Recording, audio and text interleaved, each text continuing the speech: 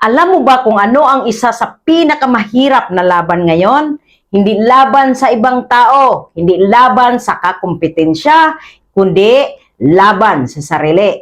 At isa sa pinakamalinaw na halimbawa nito ay ang pagiging content creator. Maraming tao ang nakikita lang ang resulta. Nakikita nila ang followers, nakikita nila ang views, nakikita nila ang bonus, engagement at achievements. Pero ang hindi nila nakikita, ilang bisis kang nag-isip ng content pero walang lumabas. Ilang bisis kang nag-edit kahit pagod ka na. Ilang bisis mong pinost ang isang video tapos kaunti lang ang nanood.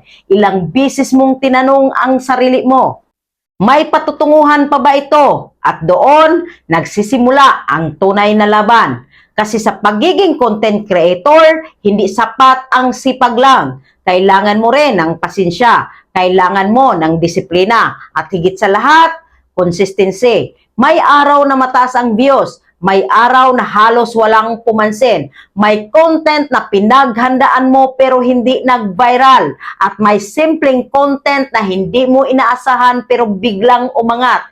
Pero isang bagay ang mahalagang tandaan, hindi mo kontrolado ang resulta. Ang kontrolado mo ay ang pagpapatuloy.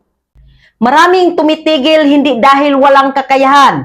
Tumitigil sila dahil napagod silang maghintay. Ang totoo, hindi lahat ng ginagawa mo ngayon agad may kapalit. Minsan ang content na ginagawa mo ngayon, yun ang magbubukas ng oportunidad sa susunod na buwan.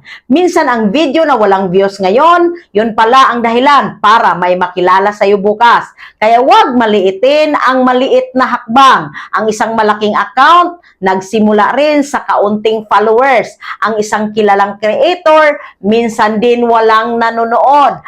Ang pinagkaiba lang, hindi sila tumigil. At tandaan mo ito, hindi mo kailangan maging perpekto para magsimula.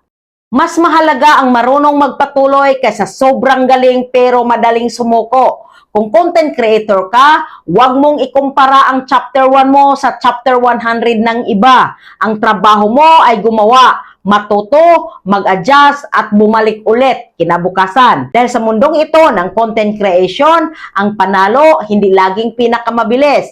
Kadalasan, ang panalo ay yung hindi nawala ng lakas magpatuloy. Kaya kung pagod ka ngayon, magpahinga kung kailangan. Pero huwag mong kalimutang bumalik. Dahil baka ang susunod mong content, yun na ang content na matagal mo nang hinihintay.